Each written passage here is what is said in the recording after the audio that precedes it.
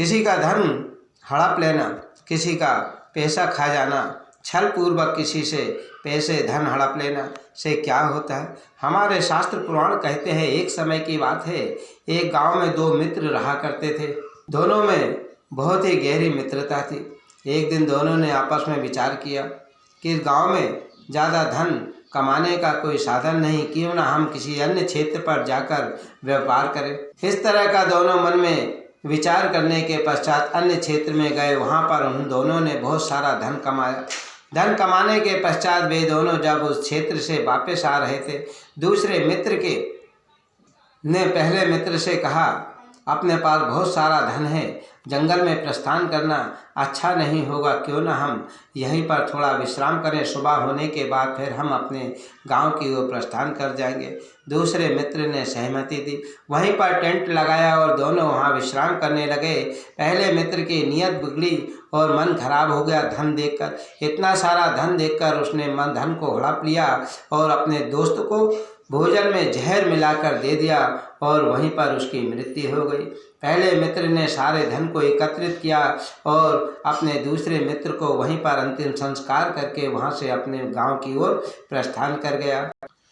जब अपने गांव गया तो अपने मित्र के घर जाकर उसने कहा, रास्ते में डाकुओं ने हमला किया और हमला कर सारा धन उन्होंने छीन लिया। यह थोड़ा बहुत जो धन बचा है वह आप ग्रहण कर लीजिए। मान लीजिए 100 में से सिर्फ 5% ही धन उनके परिवार वालों को दिया और अपने मित्र को मारकर अपने घर पर सुखी पूर्वक रहने लगा। समय आने पर पहले मित्र का विवाह हुआ। विवाह के पश्चात उसको एक पुत्र की प्राप्ति हुई जो जन्मजात ही बीमार था। वह बीमार होने के बाद वह अपने पुत्र का जगह जगह इलाज करवाने लगा। बहुत सारा धन लगा दिया, अपना भी धन लगा दिया और जो मित्र का धन खाया था वह भी लगा दिया। इस तरह से अपने पुत्र का वह इलाज करवाता रहा और बहुत सारा धन लगाने के पश्चात वह एक समय अपने पुत्र के पास बैठा और अपने पुत्र से कहता है, बेटा तू ठीक क्यों नहीं होता? जगह जगह तेरा मैंने इलाज करवाया, जगह जगह झाड़ फूँक करवाई, पूजा अर्चना करवाई और कई वेदों और कई जगह नगर में तुम्हारा इलाज करवाया, दवा करवाई, फिर भी तुम ठीक क्यों नहीं होते हो पुत्र? बताओ क्या कारण है? वह नवजात शिशु बोल पड़ता है, हे मित्र, तुमने मुझे पहचाना? मैं कौन हूँ? मैं वही मित्र हूँ जिसे तुमने जहर देकर मार दिया और मेरा सारा धन हड़प लिया। अब मैं जा रहा हूँ क्योंकि मेरा सारा कमाया हुआ धन तुमने जो हड़पा था वह मेरे इलाज में अब खर्च कर दिया।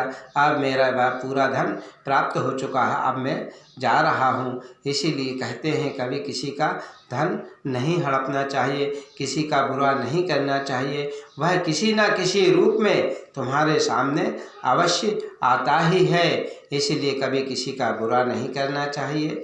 बोलिए शिव शंभु भोलेनाथ की जय।